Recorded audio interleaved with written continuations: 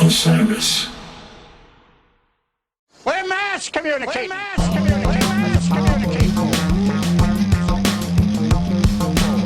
Welcome back to Touchdowns All Day. I am your host, Max Dawson. This week, we thought we would share something special with you, and that is the audio recordings that we made during the workshops at Camp Home Again. On June 18th and 19th, 2025, the Disco Biscuits and a number of their friends descended upon the Bearsville Theater in Woodstock, New York for 2 days of music, improvisation, collaboration, and a couple of workshops, which I was fortunate enough to be a part of. On the first night, June 18th, Aron Magner and I sat down and discussed the technology and philosophy behind Tractorbeam, and it was incredibly illuminating.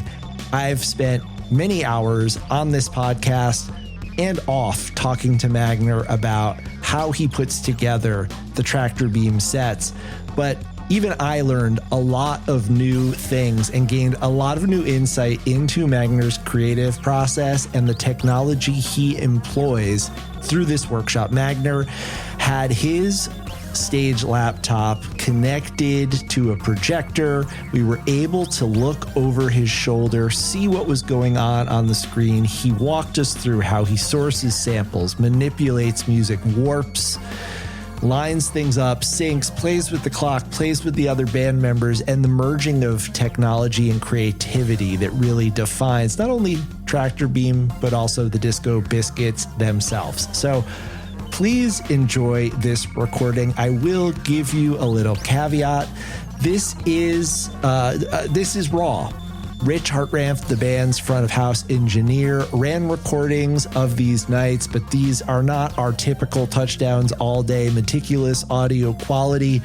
I think that the content contained within warrants listening nonetheless, but please accept our apologies up front. We like to always give you a very polished product, but more than that, we like to give you access, and nothing is going to give you more access than being able to get into the brain of the one and only Aron Magner. So here it is, June 18th, 2025, the Tractorbeam Workshop featuring Aron Magner and me chopping it up, breaking it down, and answering your questions.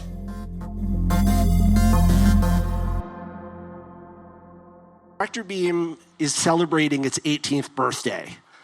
Few bands last 18 years, especially in the jam band world. And side projects, it's unheard of. But Tractorbeam has lasted this long in part because it's never been one thing. It's never stopped changing and evolving.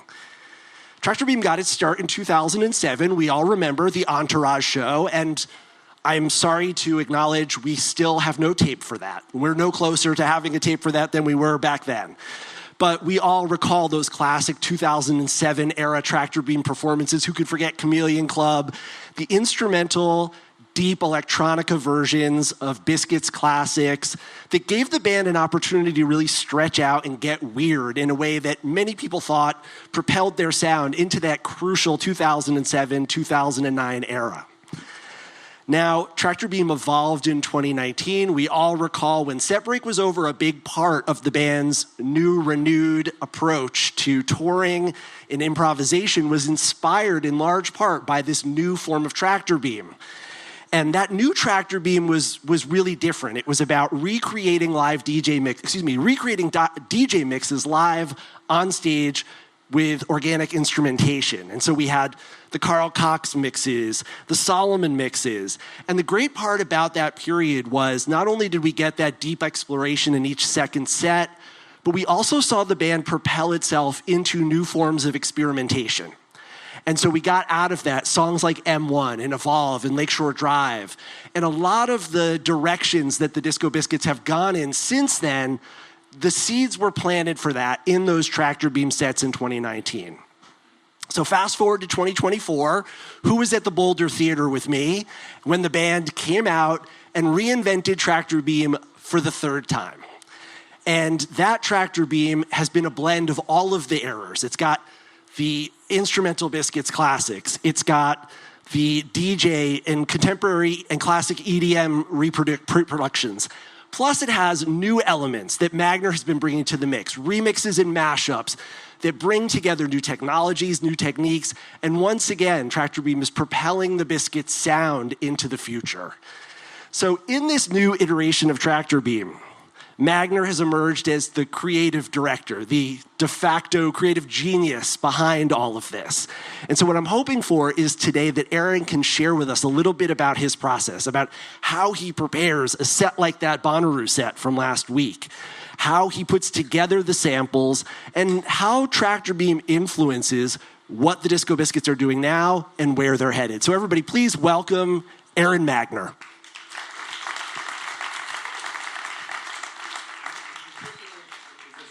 There we go. Yeah. I really like that I'm now prepared for a TED Talk, finally. Yes. This is what this headset is meant for. It is not just to communicate with the band in an easy way where I don't have to always bend down to the talkback microphone, which I have down here. I could now just wear it like this. And if you're interested in any topic, I am now prepared to talk at length about it. Luckily, today we are here to talk about Tractorbeam. Yes, it's also like good for infomercials. If you have, if you wanted to do a spot for the Karina Reichman's signature babka that we just enjoyed backstage. Good product placement there. Yes, very much. Cha-ching. Touchdowns all day. We're seeking sponsors, so if you have money, we will take money. it. Aron, first question I wanted to ask you is with so many years under its belt and so many incarnations, how do you define what Tractorbeam is in 2025? I think the word that I used the other day was it's like a hackathon, right? We have an opportunity to kind of break the mold without any sort of preconceived notions. And I think that, we've accomplished that definitely all of these iterations, and we continue to have that same philosophy moving forward. So it's kind of like, what can we do that's new? What can we do to push our technology forward? What can we do to harness the powers of the technology that we have? What can we do to break the molds and the constructs of what we typically think of in the course of a Disco Biscuit jam? There is, of course, the basic elements, like there's no microphones on stage, There's no Leslie for the organ. There's no microphone on a bass cabinet. There's no microphones on drums because they're all electronic drums. So that kind of, at the heart of it, makes us play more electronic, right? Which was, now that I think about it, at the heart of the very first Tractorbeam, right? Now, the impetus for the first Tractorbeam was simply to skirt around a radius clause. Okay, we're playing in Woodstock tonight. We cannot play down the street at the other place unless we change our name to a new name, and then you can't do anything. So that was the original impetus of it. But, we skirted around, what can we do that's different? Okay, let's remove the vocals, right? So now I'm playing, Mr. Don as a melody on a synth or something like that. And it pushed the boundaries for us at that time, still more of a jammy jam, electronic jam band, to start, less jam and more electronic. So it has definitely continued on that path with all the different iterations. But yeah, hackathon. So you mentioned that Tractorbeam is a different set of instrumentation for the band. Yeah. We have Alan exclusively on electronic drums now, John increasingly relying on synthesizers to the point where, from this most recent Bonnaroo set, he and I listened back on Monday on Touchdowns All Day, and John couldn't tell if he was playing a line or Aron was playing a line, which I think has been his goal all along. I think secretly John wants to be a keyboard player. And secretly, keyboard players just want to be guitar players, right? So it's weird. that classic story, Mark... You just want what you can't have. Yeah. And if I understand correctly, Mark exclusively played the keyboard bass during the Bonnaroo set. I hear that was a first. So what's different about your setup and how you approach what you play? The gear, the technology, just even the mindset between Tractorbeam and the Disco Biscuits? Well,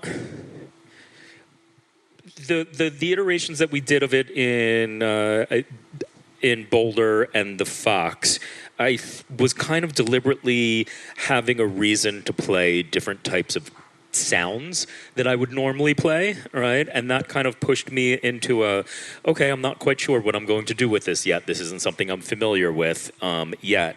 And so that just kind of like pushed the boundaries. And then again, that same philosophy just applies to all of us. Tractorbeam is just a reason to push that boundary. So Mark, discovered the new arpeggiator feature on his synth, right? And he's been exploring that. And like all these things, the technology that we're able to explore because we suddenly feel free and want to break the mold in Tractorbeam then borrows itself back into the biscuits, What I'm trying to do now with this technology is not just like have a new sound that I only play in Tractorbeam, a new sample that I only play in Tractorbeam, but kind of like refine the process a little bit.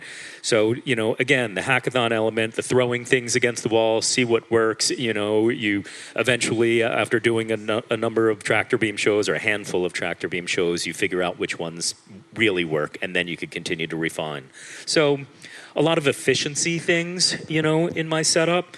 Well, let's talk about some of the gear. We've talked a lot about the awesome button. Oh, the awesome button. I'm sure people are familiar with the sounds that the awesome button is associated with. The risers, for example.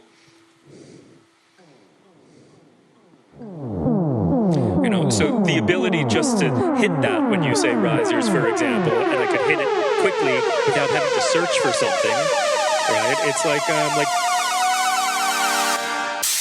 Fred from the Howard Stern Show. However he does his effects, I hear he has some sort of cool, proprietary screen. I should definitely look into that, so that whatever they're talking about at the moment, he could pull up a car honk or, whatever. Yeah. Oops. And What did you just turn off? What were we just hearing there? So that is a click, right? And that is our guardrail, right? And so it's the way that we can get the computer to kind of be a member of the band, yes. Because the computer only really knows one thing, right? And, it's going right now at 131, right? Now I have a click on, which you probably hear through my speaker over here. It's probably not running through front of house. You do not want to hear it. It sounds like that. It's like ad nauseum, and that is what we hear in our ears constantly. Now, we have the ability to control that, right? We can control the tempo. Alan controls it and moves it around. But also that clock, that master clock, then sends everything out to all of the gear on stage that can receive that clock.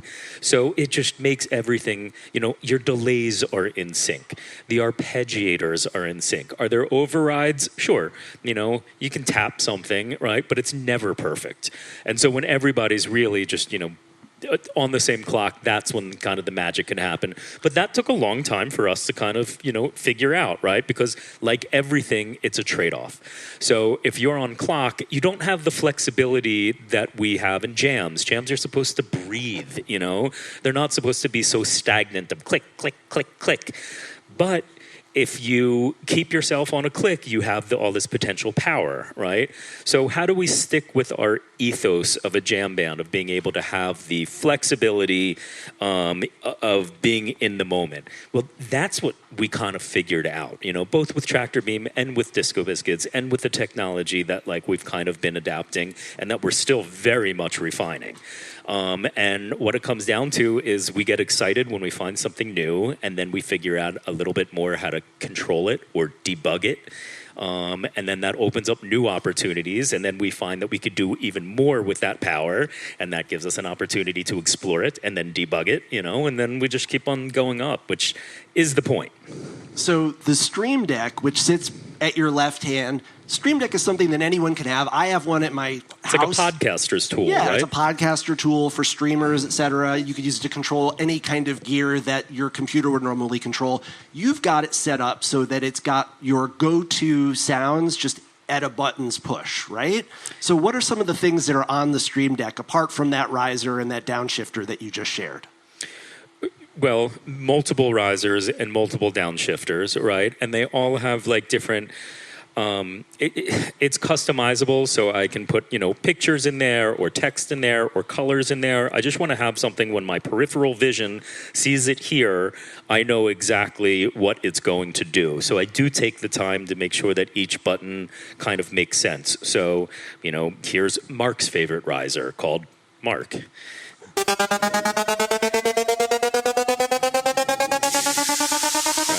So all these different, here's rhythmic riser. Here's wind and pitch. Here's fall into rise.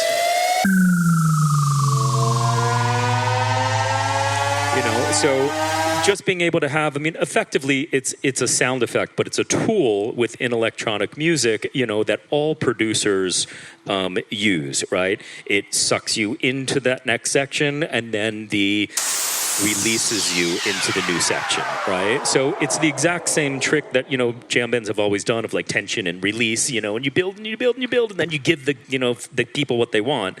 And this just makes it really easy to help accentuate what's going on, right? There's a lot of activity on stage. There's, it's more like, whose responsibility is that? Would that be a drummer's responsibility? Maybe, Alan also has that power. John now wants to have some risers, so when he feels the moment, he can just go to it. But it really just is it's reinforcement, right? And that's the way that we're approaching music in general, or at least in keyboard world. I'm reinforcing everything, I'm helping it make sense, I'm creating an atmosphere, and that as a sound effect, which effectively it is, just really helps increase the presence of that moment, Yes. Can you achieve it in different ways? Sure, you can go, and bend the sound up. Right, I have the sidechain pedal on, so this kind of sounds cooler.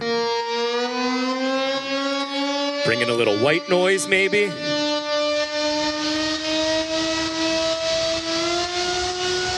Right, so, but you could kind of hear it was imperfect, right? Why? Yes. Well, my fingers are increasing the pitch of it, right? So my fingers are imperfect. You know what's fucking perfect?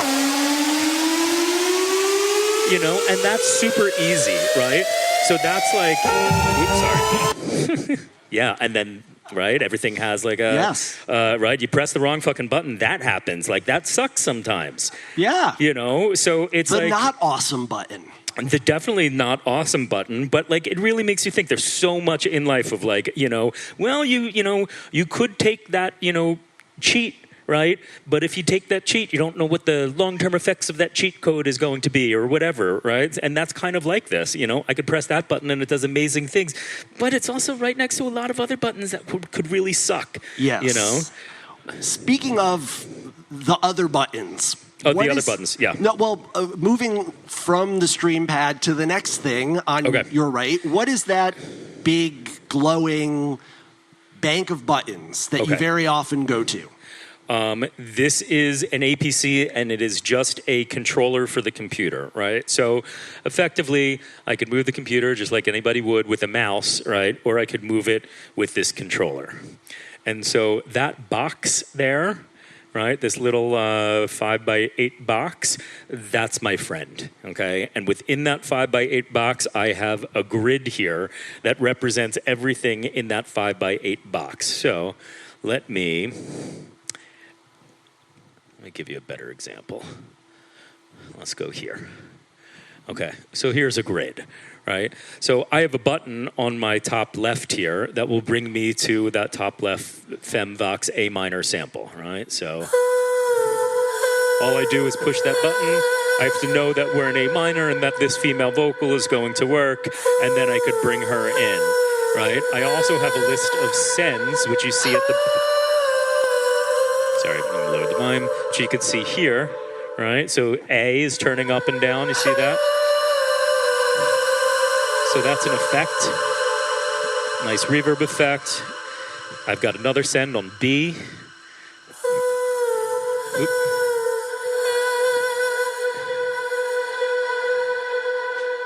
Right, so that's more of a Let's see what other effects. I've got a choppy effect.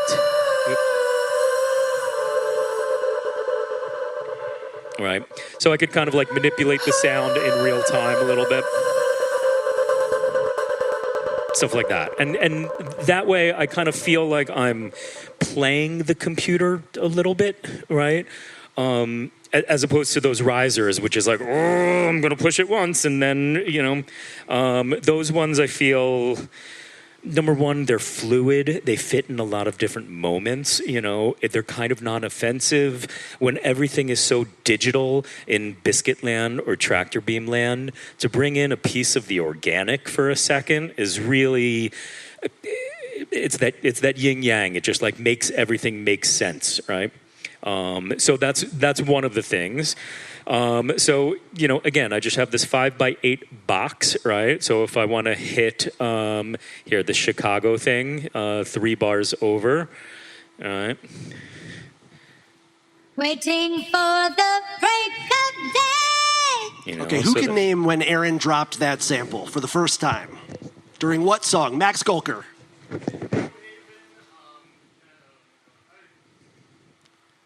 Do you have the wrong sound effect? No. Twisted in the Road. Oh, maybe. Hold on. I can't get to it here. Boulder. That's the closest I Sorry, can Max.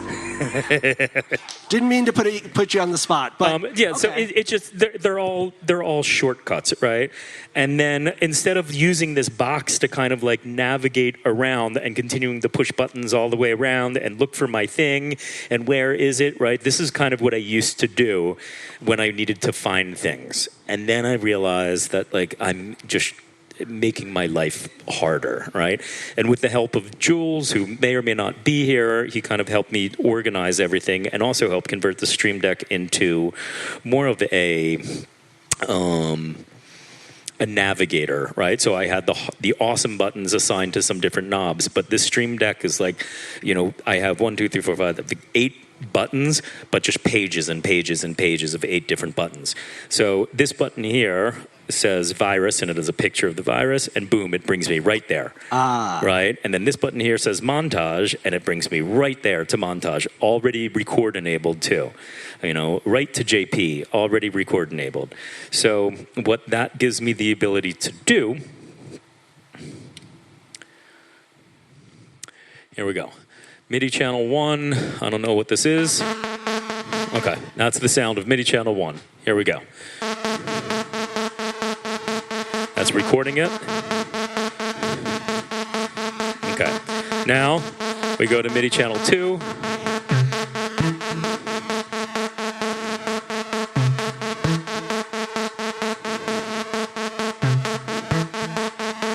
Okay, now that's looping. Right? Now MIDI channel 3. What do we got in MIDI channel 3?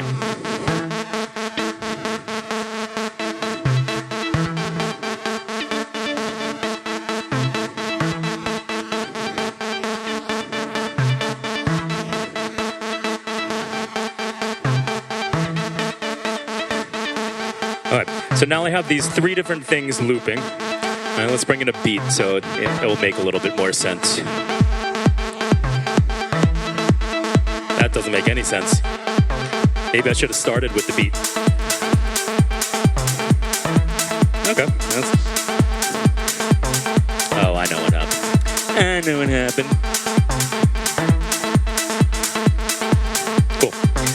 So now that those things are actually looping, it gives me the ability, let's stop one of them because it's a little, yeah, I'll stop 2 of them. Cool. Now, if I want to adjust this one, I don't have to hold down the note.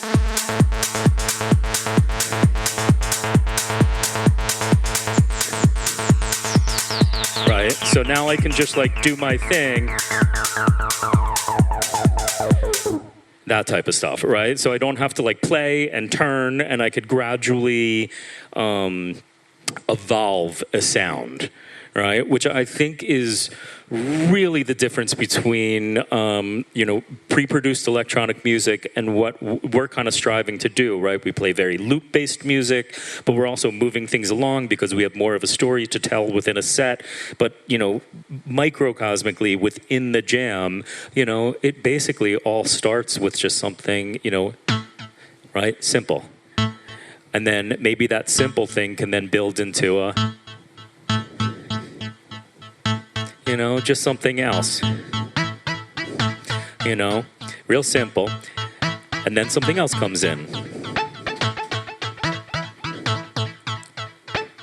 Just like one by one, it moves, so you never realize that it is as repetitious as it actually is. And then the other thing that will take you out of that repetition is,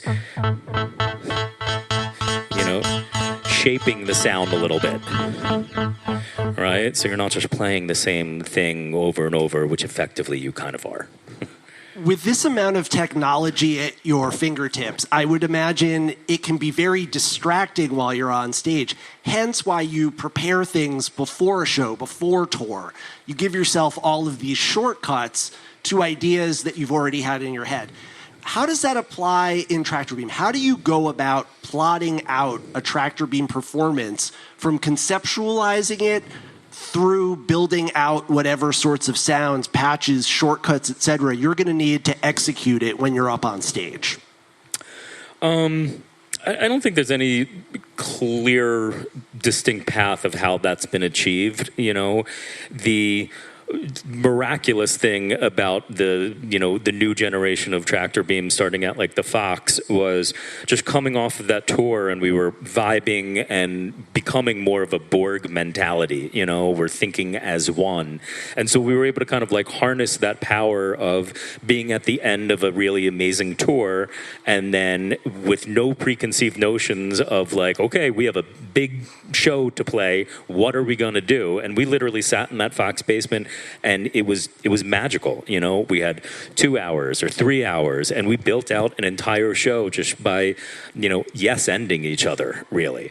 And just we took that creativity that we've been harnessing all tour, and we were able to actually use it to cram for the big final exam. Yes. And we crushed it.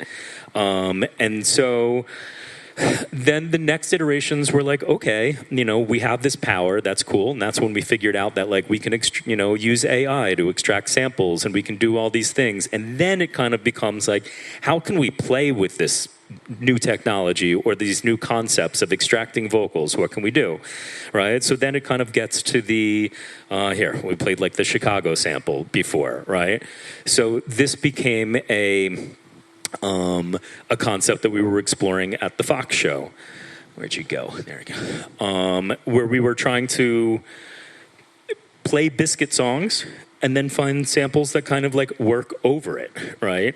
And that was kind of, right, so I think it started with the plan of attack, right? Twisted, right?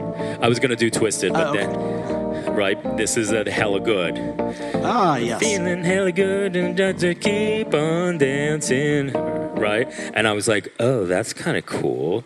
And then use this AI technology to put it in. And I could also, I've got versions of Plan of Attack on record, so I can now have a proof of concept to kind of show the band, right? Like, I could totally see how if I didn't have a proof of concept, I'd be like, guys, got a great idea. I'm going to mix No Doubt with Disco Biscuits, right? Kind of weird. So you need a proof of concept to be like, no, it's going to be really cool. It's going to sound like this. And then once there was like that proof of concept, as well, just a concept in general of, mashups or whatever you want to refer to it as, then it was, okay, well, what are the other opportunities to be had? The world is, there was no expectations at this point other than now we have a concept. So, it's kind of just like messing around, right? Okay, well, what do we want to play? We've been playing a lot of Twisted in the Roads at that tour. And it has a descending chord progression. I don't know why. Here we go.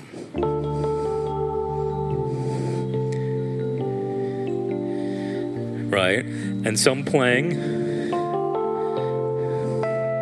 and just playing like this is like my meditation, right? So I can like think and space out and all that. And then I start thinking about all the songs that have descending chord progressions, you know? Waiting for the break of day, you know, and then I'm like, okay, that's cool. I know that's going to work, you know? There's also, what else descends? Babe, you know? Yeah. I'm gonna leave you, right? So that's where I get like, you know, the ideas from, and then the hard part is kind of, you know, then gathering a proof of concept for it, and not just, you know, gathering the proof of concept, but making sometimes the square pegs fit into the round holes. So here's a perfect example of it, right? Give me 1 second. There we go. So the original Chicago sample. Waiting for the break of day. Oops. No, this is the original Chicago sample. Waiting for the break of day. Right, so it's...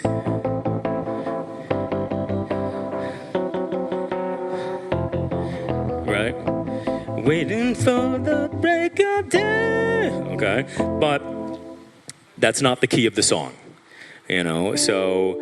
That is why we all of a sudden bump it up 5 semitones. And Waiting for the break of day. which is kind of like an aesthetic that you hear a lot in electronic music, either to, you know, just make it sound different than the original sample or potentially to put it into a different key. You know, for us, it was kind of, it needed to, and clearly that was going to work, you know. Waiting for the break of day. You know, where's my click?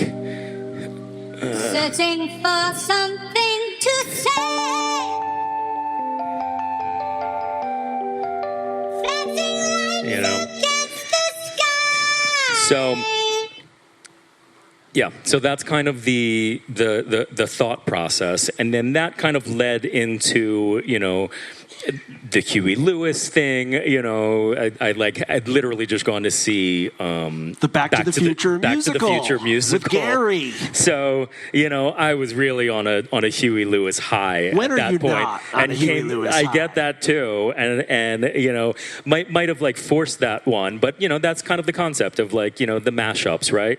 There might be a half-life of that concept, and we potentially already hit it, right?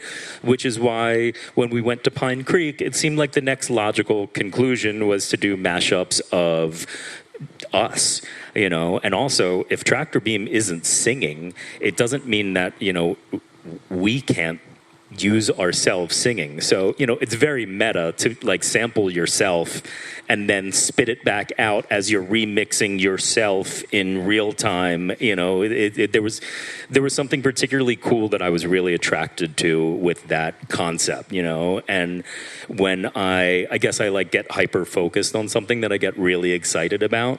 And so that Pine Creek thing was just like a fuck ton of fun, because that's why I do what I, you know, do still 30 years into this, right? I'm attracted to that flash in the pan, like what is that like muse that suddenly comes in, or to be able to like explore that where you realize, you know, that like 2 months ago you had this thought in your head, and now that thought has become this like beautiful tangible thing that you can talk about and you know, provide and share, and you know, that to me is just like still incredible. So when there's like kind of like a boundary pushing thing, which Tractorbeam always is, you know, I'm all in. So the remixing parts for Pine Creek was a lot of fun. Well, staying with the topic of the samples, a couple of recent Biscuit songs actually incorporate samples into the composition. I'm thinking of, for example, Who's in Charge, Photograph, and most recently, Scars of the Brave. I was wondering if you could talk about how you started bringing samples into the compositional process, and also how you trigger those on stage, because it seems always very seamless, Good. very That's the point. smoothly incorporated, but it also just beefs up the vocals and adds something to these songs in a way that wouldn't be possible without the technology. Awesome. So you know, let's talk about that, right? Here's a couple of like really easy examples if I'm in the right tempo. Right? Wormhole. Are you? That's it, right? Has a little bit of an effect on it. You know, we're also singing, are you? So it's just like, you know, like everything that we've been talking about, it's emphasis, it's support, it's a little bit of painting around the sides, you know, that's kind of all it is. Same with photograph, right? In the photograph, right? So this is a bunch of me's and probably some John's. Right? And we're still kind of singing it, but like not as well as 7 of us singing it. You know, and that's it. And then it kind of, I think what most other bands do, and we've never been like most other bands, is you have a song, it goes a certain way. If you want to do your little things, like, you know, extract that photograph sample and sing along with it, you can do that. If it's going to change tempo or change meter all of a sudden, there could be a little voice inside, you know, your ears that says, you know, there'll be a drop in 5, 4, 3, or it'll probably count up. It wouldn't say 5, 4, 3, like a ticking down, you know, 5, 6, 7, 8, stop, right? That's what most drummers play along with, right? It's like a playback track. It tells you what's happening, and everything is kind of to a grid. It means that the lights or the video wall can be totally synced because the output is sending out specific code that can be manipulated for everybody to kind of like utilize that technology. But we're the Disco Biscuits, right? So we're not like other bands. We don't want to play Wormhole and every single time, 16 bars later, it gets to that RU section, right? We can do that, and there's usually somebody sitting on our stage that presses play, you know, at the right time, or there's a master clock that sends it all out, and RU is always going to be in the same place. But I have the flexibility to put it anywhere, right? And that's what I love about the technology that we've adapted. We haven't lost the ethos of, you know, jam bands and improvisation. And yes, it's distracting with the technology, you know. Yes, the more efficiency you have, the less it becomes, you know, distracting. But we have at our core the ability to move seamlessly between tempos and not be locked to a computer and not be locked to that voice, you know, inside your head or the person underneath stage. And, you know, it kind of all started as like, well, if, you know, we miss the button, we have to have the ability to re-hit the button, because otherwise if there's no button, the computer's just going, you know? So you kind of need to like put a little advanced thought into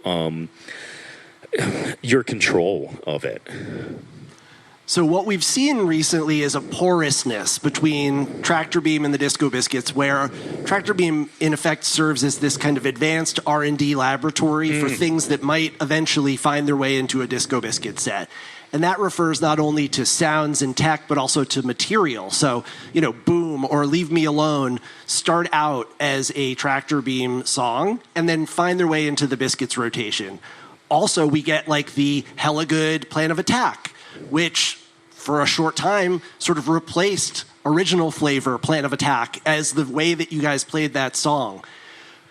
How do you maintain a boundary between the two bands, or do you even at this point? Because Tractorbeam now has got its summer tour. Tractorbeam is playing on some very big stages, getting a lot of attention. And I'm wondering, at what point does Tractorbeam end and the Disco Biscuits begin, and vice versa? I don't know, and I don't know whether it really matters, you know, like last year and, you know, the years prior, Tractorbeam was kind of this like special thing. Either we'd reserve it for something special. We want you guys to come out to Pine Creek for 3 nights, so we're going to give you Tractorbeam on that 3rd night, or, you know, just another random thing to end tour, to extend something, to do something special, just for the sake of doing something special sometimes. But this year is a different place for Tractorbeam, you know, which is totally fine. Things, you know, change. This year, Tractorbeam is becoming its own thing. So effectively, I don't know, it just kind of will graduate into whatever it's going to become, you know, this year. And then next year, it will also be something different, right? And like, I mean, I don't want to liken it to like watching my kids grow up, but effectively it's learning and evolving and figuring out how to communicate with others. It's it's the exact same thing. It's getting bigger, so yeah. Well, Aron, I don't want to monopolize the question time, so we're going to send a mic out into the crowd, and if anybody has any questions for Aron about Tractorbeam, now is your opportunity to ask them. Amin's going to be coming through with the mic. Oh my God, I love that. Amin, if you want to just come up front. Max Golker wants to redeem himself. Is there like a famous person from like the talk show syndicate that used to come around with the microphone? Donahue. On like Yes. Oh, the actual talk show person. I'm saying like, was there like an additional person that had a character? Like yes, Jimmy Kimmel's uncle or something. Jerry. Okay. All right. Magner and I are going to fight over paternity after this. How On can you that follow note- that? Yes, I Max, don't know please. how to follow that. Other Max. When you look at this versus your piano playing, organ playing, do you feel like they're two parts of the same craft? Like the same thing that makes you good at one of them makes you good at the other? Or are they like two different skills that you've picked up over the years and combined? They just seem like such a different approach to music. It is. I mean, yes and yes and yes and no, right? It's all me. Yeah. So, I'm expressed in both of those things, right? But I also treat even my different keyboards differently, so you cannot play the organ like you do a piano, and you should not play the piano like you do an organ, and likewise with the synth, or for that matter, this synth, juxtaposed to this synth, right?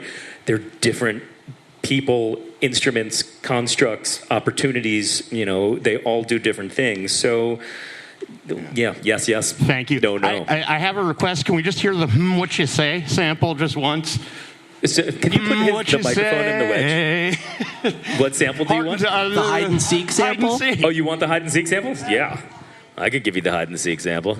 Sample jukebox with Spaga. Oh my gosh, where did I put it the other day?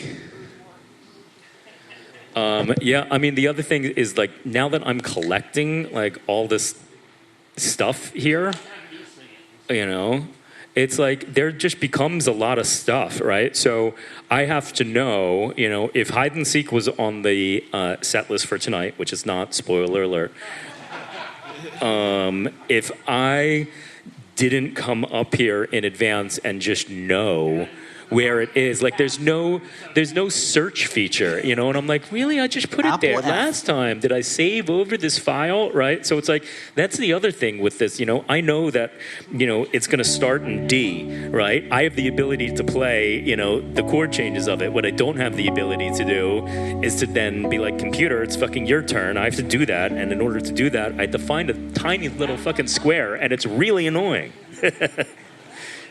I got a question. Yeah. Cool. So early Tractorbeam, I used to get like almost nervous because I felt like everything was so dependent on like the technology working and the clock.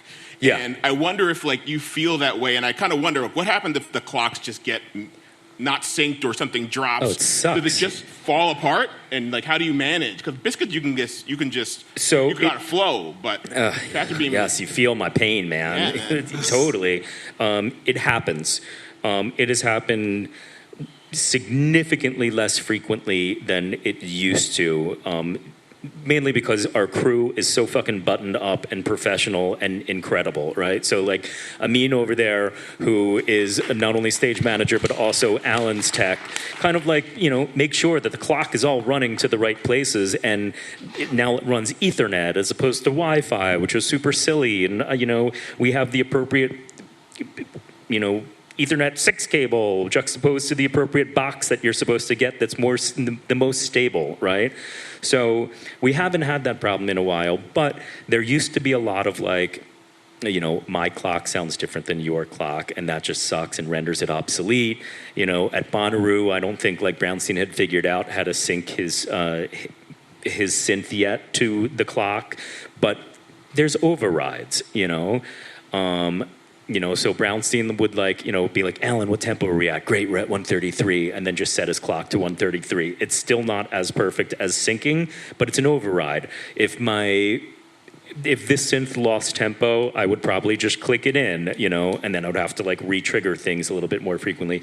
The worst part is you just get thrown off your game, At the end of the day, you're musicians, you should be able to play your instrument and not have to completely depend on the technology of being like, I don't even know what to do anymore, and so that's, wonderful that usually when the technology starts to fail and you resort to fuck it, man, I'm a musician and a musician first. Forget that. I can still crush what I do without the bells and the whistles and stuff. And and that happened last night, right? John is now triggering some samples on his end. He had built a sampler for himself. And same thing, debugging worked amazingly at Bonnaroo, and for whatever reason that I think he's still downstairs trying to figure it out, it didn't work last night, and so it just meant, okay, we didn't play On and On last night, which we, had played in at Bonnaroo. And we kind of, we were playing around with it, and then we got out of it quickly. No harm, no foul. We have instruments on our hand. That didn't work. Play your fucking instrument, So yes, but when it happens, and it happens to fucking all of us, it sucks. It's you feel like you have your pants off all of a sudden. They just came down. That's really what it is. Who else has a question? Hey, I got a couple questions. So what AI tools specifically are you using to extract samples? If I have Ableton at home, what would you recommend someone use? Or is that proprietary? What would I recommend? Yeah, what AI tools specifically? Oh, okay, yeah, sure.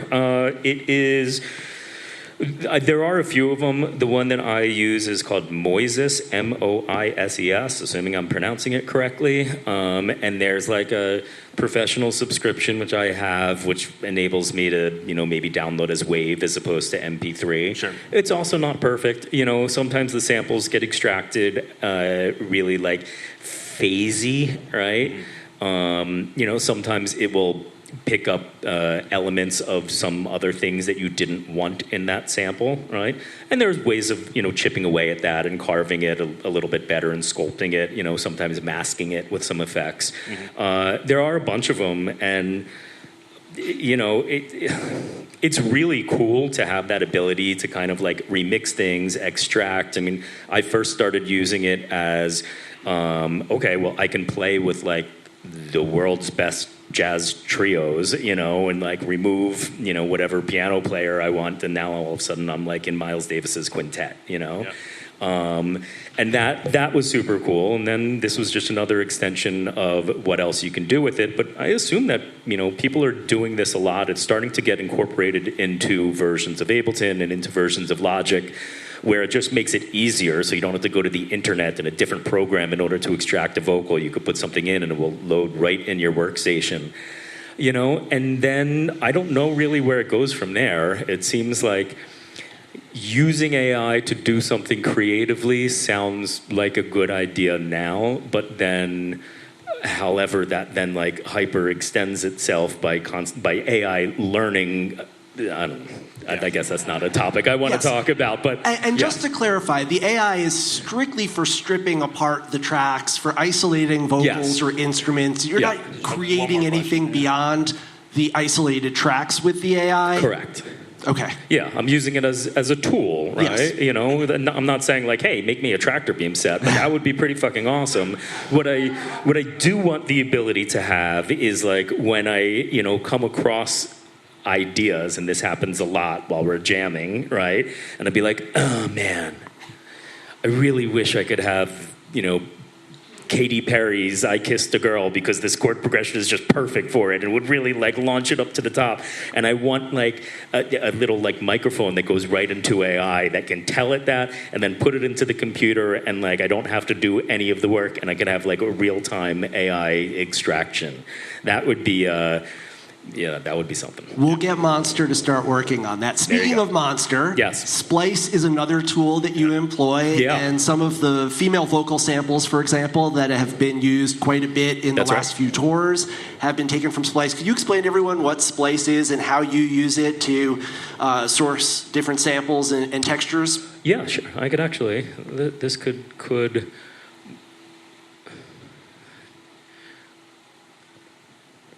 What's going on here? There we go.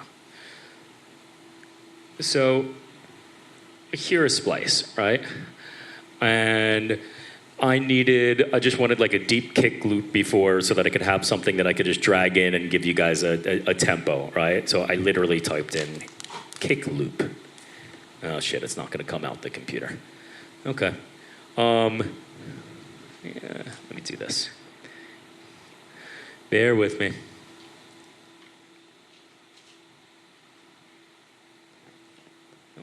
Where are you? I don't know how he has this thing set up. So within here, I could like basically search for different style loops, and then I can bring them in and control them here and manipulate them and control them, right? So a lot of like, here's a good example. One shots. Right? A cool little effecty thing, you know, like we've done some jammy stuff. I'll use this a lot tonight because I brought in these 3 sounds just like last week, and I think they're fucking great. And it gives me a... see, it's looped, right? So this is an example of the danger of like using technology, right? So somehow that got looped, and if I turn that off down here, it will unloop. And now every time I trigger it, all these are looped. So now every time I trigger one of these, there's a different tone. So that's it, right? Here's this guy. And it gives me a second to like let the jam breathe, hear what everybody's doing, and then kind of figure out, okay, what needs to happen now? Do I need to be more assertive in pushing this electronic music? Do I need to just kind of like chill and put a pad down, right? But when I'm able to just trigger something like that at the beginning of a one, it gives me this like...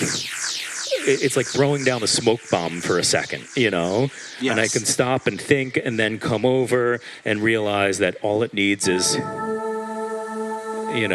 then like all of a sudden it's like, Whereas before, you feel that one come around, and then it's like, something needs to happen. This is the beautiful part about the Disco Biscuits. You never know what's going to happen, but something's going to happen, right? And then I'm like forced into it. This just buys me a couple of seconds, So, again, tricks. Any other questions from the audience? Yes, I have a question. I'm wondering more about like the set list construction and song selection, especially in a Tractorbeam show that is part of a Disco Biscuits run. So what are some of the things that you guys consider when you're selecting, do we play a song for Tractorbeam or do we play it on the Biscuit show?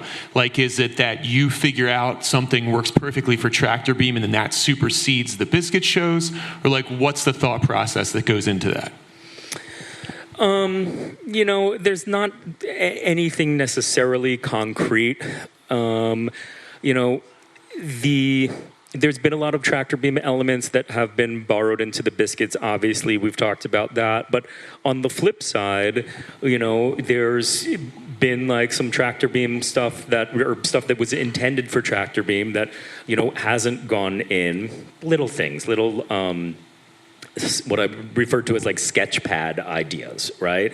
It hasn't really been fully fleshed out yet, but, this will be useful at some point. So say like, just like a talking sample, right? So this I prepared for Tractorbeam, but ended up using it with the Biscuits, right? So say we're in like a break, all of a sudden we just had a massive jam, and we do this, and then I want to bring in Don Quixotes of rock and roll. Jerry Garcia.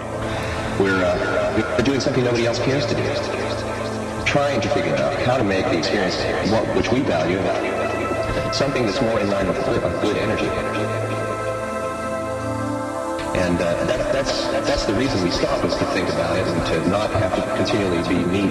Just crank it out. Crank it out. Right? So I had like... Just crank it. I looped Jerry there, the crank it out, right? Just, I don't know. I was like, oh, that's kind of cool. It's a rhythm, right? There's only so much you could listen to Jerry yap, but it's pretty cool. Being like, is that Jerry? And I like it, right? Because I connect to that, I obviously connect to Jerry Garcia. I feel like we all do. So, it makes more sense to use Jerry's voice than somebody that I don't have a connection with. And so those moments that are very personal, and then I also know that you pick material when you're going into a festival set, for example, that will have that relevance to a crowd that's not a Disco Biscuits fan base predominantly. Yeah, so you might bring in something that's a little more contemporary EDM. 100%. And that's where Brownstein's really been excelling here, is kind of introducing us to relevant, what he refers to as relevant, current music, right? Which is definitely a way we're trying to bring people in, So relevant music like Chicago or Ray Charles. Exactly. No, but like Leave Me Alone, which So play for your team, man, a hunter, super, man, a shooter, check the numbers. Right. That. So I don't know who this guy is, but Brownstein definitely does, and other people seemingly do. The DJ in the band, right? No, 100%. So yeah, and I mean that just lends itself to the no rules aspect, right? Which I do love, and we'll eventually start putting some confines or railings on in order to construct ourselves. But that's really what we're about as a band: no rules, and try this out, and we'll support you and try that out, but don't do that. But try that again, and this way, we're just learning. So, Aron, Jules Jensen, your guru, your Ninja. tech savant, the wolf, as he's been described from Pulp Fiction, is actually here. He's got the mic. Jules, say hi to everybody and weigh in, please. Familiar faces, new faces. What's up? Hey. How are you? I'm good. How are you? I'm doing well. So can you quickly explain the Dropbox setup? No, I'm just kidding. Yeah, I need your help for that. Thank you. Yeah, that's fun. All right, so we need to sync Mark's synth. You need a search engine among the clips, and we need a voice-controlled stem picker. So I'm on that. Oh, my God. But I really just want to shout out one thing, which is what we use behind the scenes to do this, which is a really cool extension called CliffX Pro. That's right. So if you use Ableton or you're in the playback game or any of that stuff, CliffX is this kind of scripting door into the backside of Ableton that really allows you to have a communication with the whole software and tell it to do things like move the ring of the APC to this exact track and this exact scene. So if you're interested in that, look that up, CLYPHX Pro, or hit me up. I can lead the way. And then just as someone who is the guy under the stage hitting play for a lot of these bands these days, and that's what I do for a living, I just do want to reinforce what you touched on, which is how much of an instrument Aron's computer setup is in this context. At most playback shows, as you were saying, and if you want to hit the tab button, we can just show that there's nothing in the arrangement view of this session. It's fully clip-based, and there's nothing on the other side, if you're familiar with Ableton, the left, the right view. Right. Exactly. It's empty. So he's playing it like an instrument. Yeah, if like we were talking about before, there was a person underneath stage. That's me. This would go from left to right. And it's exactly laid out in the same way. That's right. You're on the rails, which, as he was saying, works for synchronizing video and lighting in a different, even more exact way. But not only is Aron playing this like an instrument and total freedom to manipulate it and change and move around, which big playback on the rails shows don't have, but the crew as well, Herm, Rich, everybody is involved in that process, and it's such a synergy among everybody to make it sound produced and flowing and free. So kudos to, the risks are high, but the rewards are higher. The risks are high, but I would like to make an observation that, I think it's just a really beautiful thing that, yes, we have this ability to, make art or, be inspired and creative, but it is all possible by the people that support us, right? The fans, the super nerdy fans that helps to, claim our gospel around the world, and people like Jules that can be hey, I know a shit ton about this tech. I meant that lovingly. I couldn't think of a better word. I'm still trying to figure out who you're talking about. But people like Jules who he just wants to help because he has the ability to. And then Jules like giving heads up to this like little scripting company GlyphX that has figured out this like hack. And I don't think anybody knows about it, but Jules is here like telling all of us about it because these are the people that are like, hey, I'm going to write a little piece of code and I'm going to put it out there because I feel like somebody will eventually find it helpful. And yeah, I mean, it's like been a game changer. It's probably like two dudes, in like a little startup office. One dude. Yeah, exactly. They're not like a software company. It's just like, but they cracked a certain code that was like exactly what I needed. And it may very well be niche. I don't know what the larger applications are, but I do know that there wasn't another application for me until this tiny company, came along, and I would not have known that had it not been for Jules. And so like it's this like circular thing, And that's a great point to end on. That there is no template for this. There are bands that are playing 2-track. There are bands that are synchronizing using Ableton and SMPTE and MIDI and all sorts of other acronyms that we don't know what they actually mean. But very few of them are doing it in a live improvisational context with this amount of fluidity, where you are literally pushing the boundaries of the technology and relying first and foremost on your musicianship. That's right. That's the whole point. So the last question for you, Aron. This is the summer of Tractorbeam. You have 6 Tractorbeam shows between now and Halloween. That must be incredibly stressful for you as the person responsible for putting together all of the crazy fresh, the remixes, the mashups, the samples. But just to wrap things up, what does the future hold for Tractorbeam? You guys keep on like telling me like I know, I don't know what the fucking future holds for anybody, right? All I know is like left leg in front of the right leg and the opposite, right? And like, listen, man, John and Mark are, coming in with like ideas and expanding their technology vocabulary that will definitely be harnessed or refined over the course of this tour. And, it just the more minds, the better. The first Tractorbeam, like our manager was really like, starting to like shout out ideas at us, and we're like, that's cool, right? And yeah, I don't know, and if there's a moment of inspirato, which I would feel confident there will be, where there's all of a sudden like oh my God, what's going to be so fucking cool, and that's what keeps me going. That and the coffee, the promise of coffee every morning. Yes. Yeah. Well, guys, thank you so much. Thank you, Aron. Thank you, Jules. Thank you, Amin. Thank you, Ben. Thank you, Rich, Brian, everyone who works behind the scenes to make all of this possible. We're going to clear the room. We're going to bring out the band for the Super Jam. We have so much more content for you tonight. That was super fun. Thanks, guys. Yeah. This will be a fun weekend. Thank you. Welcome. Thank you, Max. We're mass communicating.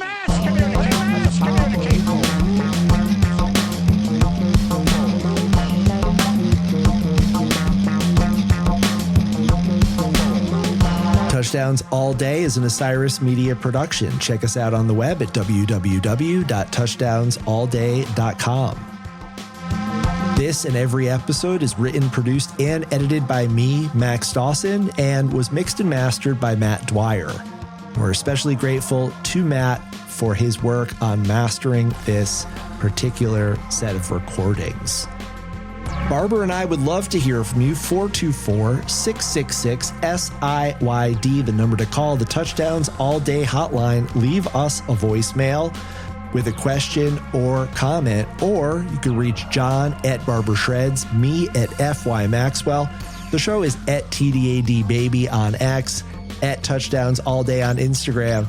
But most important of all, please like and subscribe to our YouTube channel. John and I are going live every Monday, 6 p.m. Pacific, 9 Eastern, on YouTube and Instagram, chopping it up with you, the Touchdowns All Day community, bringing out some of our friends, bringing out some of your friends.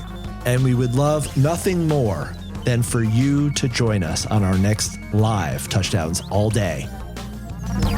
This and every episode of Touchdowns All Day would not be possible without the contributions of many, including the Disco Biscuits road crew. Especially big shout out to Rich Hartraft for not only making the band sound great, but for capturing the recording you heard in this episode.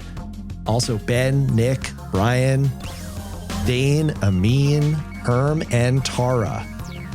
Of course, I'd like to thank the band themselves, Mark, Aaron, John, and Alan, Ben Baruch and Andrew Kaplan at 1111 Management, the advisory committee, Bazzani, Walsh, Cook, McClintock, Goldberg, Stern, Rayonix, Cletus Politis, coaches Joey and Steve, and extra special thanks to my partner Avery. On behalf of John Barber and the entire Touchdowns All Day family, this is Max Dawson saying see you next time.